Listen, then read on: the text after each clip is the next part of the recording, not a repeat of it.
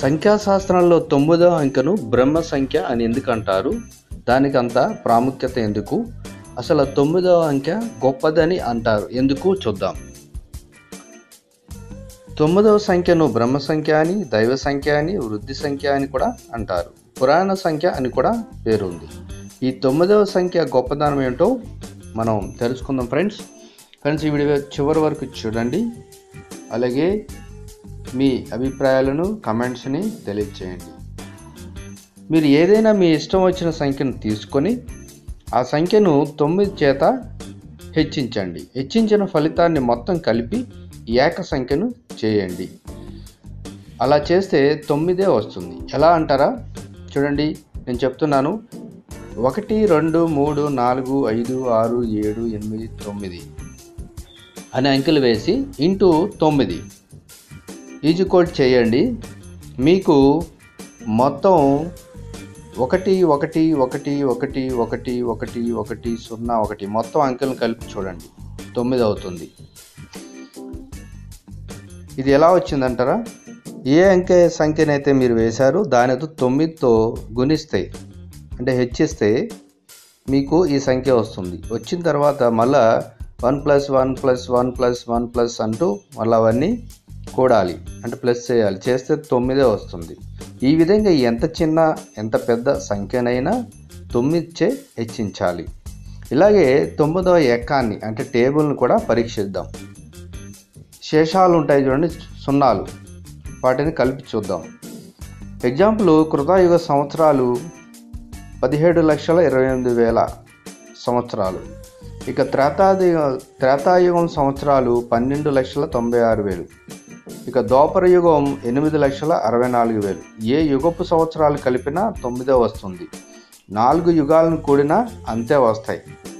కావాలంటే ఇక్కడ ఉన్న కృతాయుగం, త్రేతాయుగం, ద్వాపర యుగం ఒకసారి ట్రై చేయండి కావాలంటే. అంటే మీకు ఎలా అంటే 17,28,000 అన్నాను కదా, 1 7 8 అవుతుంది, 2 8 10 అవుతుంది. అంటే 10 2 10 8కి వస్తే 10 8 కలిపితే 18 అవుతుంది. దాన్ని మళ్ళీ మీరు సగం చేయండి, 9 అవుతుంది. ఇలా ప్రతిదాన్ని చేసుకోవచ్చు మనం. ఇది 9వ అంకెకు మాత్రం ఉన్న ప్రత్యేకత. 0 తీసివేస్తే మనకున్న అంకెలు మొత్తం 9 కదా. 1 నుంచి 10 వరకు లెక్కేస్తే 10లో 10ని తీసేసేయండి, మిగతా అన్నీ 9 వస్తాయి. మహామహేతిహాసం అని పేరు పొందిన మహాభారతం మొత్తం 9 సంఖ్యతో ముడిపడి ఉంది. ఎలా అంటారా? మహాభారతంలోని పర్వాలు 18, మహాభారత యుద్ధ దినాలు 18, మహాభారత సైన్యం 18 ఔక్షీహినులు, భగవద్గీత అధ్యాయాలు 18. అంటే 1ని 8ని కలిపితే 9 అవుతుంది కాబట్టి 18. ఇక భగవాన్ వ్యాస మహర్షి రచించిన పురాణాలు కూడా 18.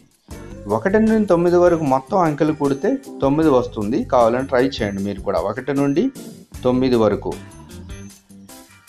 ఎలా అంటారా? 1 + 2 + 3 + 4 + 5 + 6 + 7 + 8 + 9 81 వస్తుంది. అంటే దాని 8ని మీరు లూజ్ చేయాలి, అంటే 8 + 1 చేస్తే 9 వస్తుంది. మనిషి శరీరానికి ఉన్న రంధ్రాలు కూడా 9.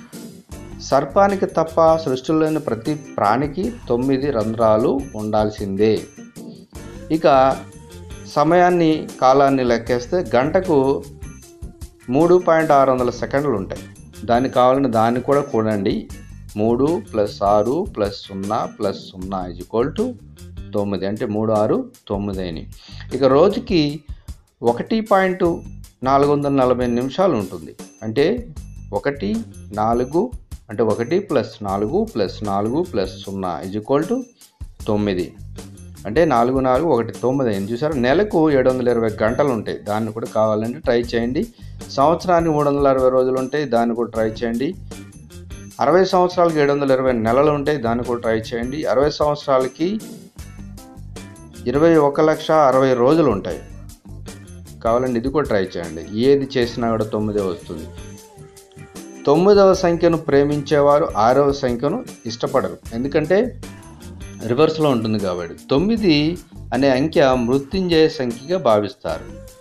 బిడ్డ తల్లి గర్భంలో ఉండేది 270 రోజులు. కావాలంటే ఇది కూడా గుణించినా కూడా 9వ 2 + 7 + 0 = 9. బిడ్డ కడుపులో ఉండేది కూడా కేవలం 9 నెలలే. ఇన్ని కారణాలుగా గొప్పదిగా అందుకే 9ని చెప్తారు. ఇంకా చెప్పాలంటే 9 చాలా ఉంటాయి ఫ్రెండ్స్. ఇది 9 అంకె ఇంత గొప్పది అని చెప్పడానికి కొన్ని ఎగ్జాంపుల్ మీకు చెప్తాను. సో ఫ్రెండ్స్, ఈ వీడియో మీకు నచ్చినట్లయితే తప్పకుండా లైక్ చేయండి. ఇప్పటివరకు నా ఛానల్ని సబ్స్క్రైబ్ చేయకపోతే ఇటువంటి గొప్ప వీడియోస్ మీ ముందుకు తీసుకొస్తాను. Thank you for watching.